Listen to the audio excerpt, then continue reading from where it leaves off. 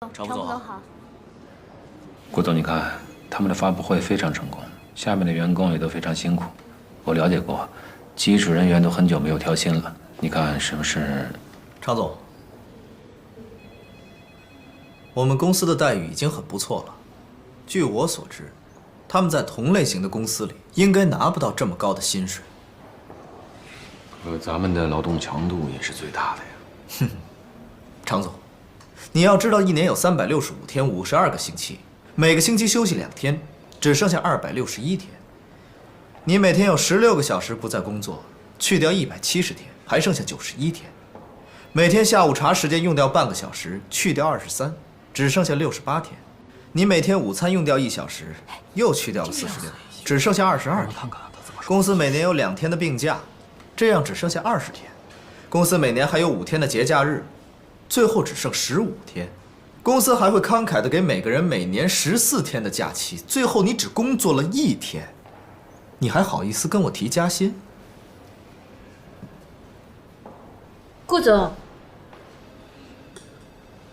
话可不能这样说，我们员工的账不是。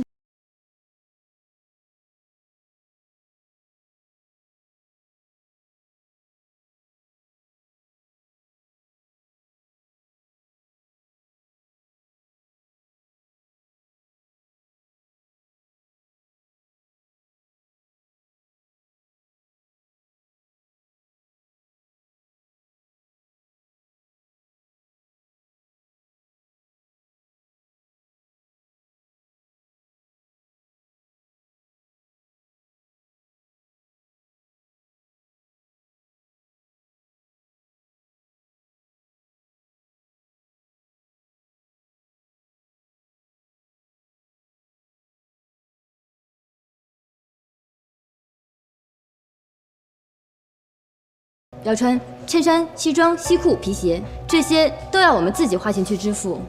工作的时候，每天要对着电脑，对眼睛伤害很大。如果出现什么问题，还要我们自己花医药费。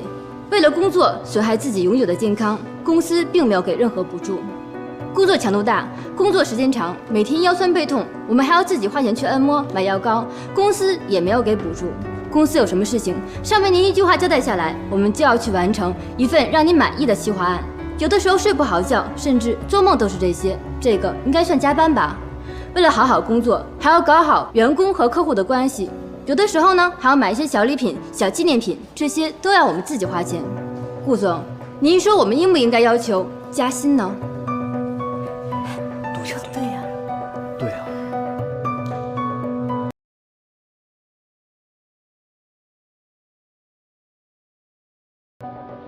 南宫，怎么跟顾总说话呢？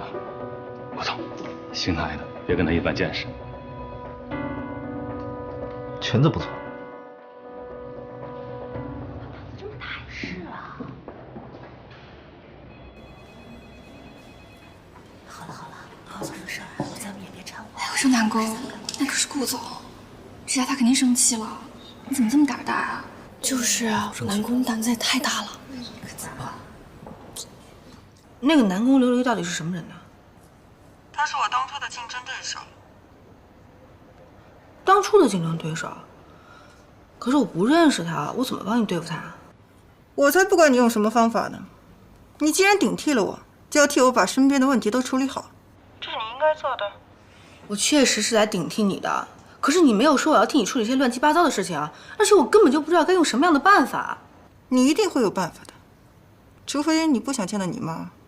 哦，对了，妈妈最近情况挺好的，你别担心了啊。贺锦熙，你这个人讲不讲理的？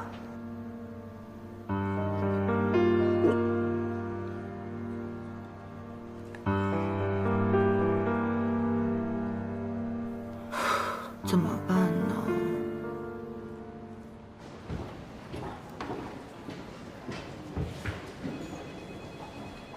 南宫琉璃，请收拾你的东西。李经理，南宫也是替咱们着想，你也不说去顾总那说个情，他也是年轻，一时冲动。话太多。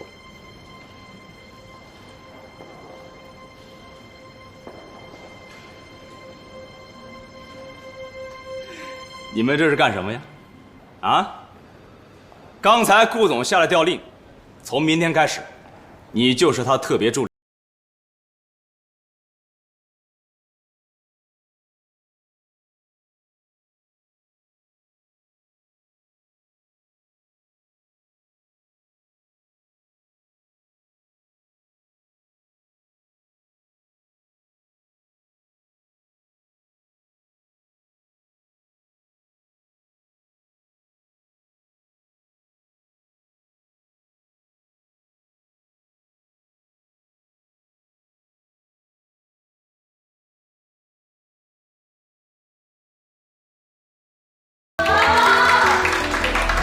锦溪啊，过来坐坐吧。奶奶，我一会儿来啊，我再给你削水果。每天早上上班7点半，每天下班还要1个小时，还要经常给客户买小礼物。嘟嘟囔囔的干什么呢你？哦，奶奶，今天公司新来了一个女员工，说了一些我不太喜欢听的话。但是我后来细想了一下，他说的挺有道理的，而且我觉得他是一个有能力的人，所以我把他提升为我的特别助理。像这样有能力的人呐，是得给他提供更多的机会。咱们公司现在啊，要多多培养人才。我知道。看来真的是来者不善呢，这么快就引起顾西城的注意了。我该怎么办呢？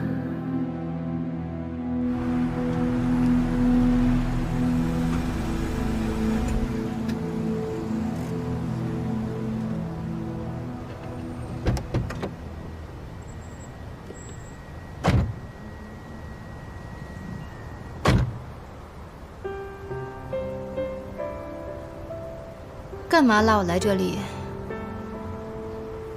想到一些以前的事情，不自觉就开到这儿了。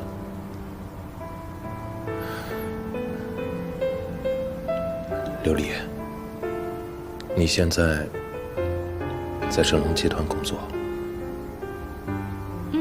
对呀，我现在是顾西城的特助。他已经结婚了。我知道啊，结婚是可以离婚的，你不知道啊？你为什么就不能放手呢？我为什么要放手啊？我已经付出这么多了，现在放手，我对得起我自己吗？我再也不想回到过去了。我走了。哦，还有，再也不要给我打电话了。琉璃，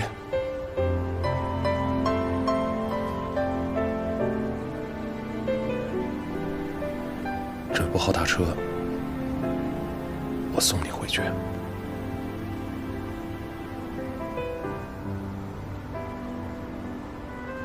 最后一次。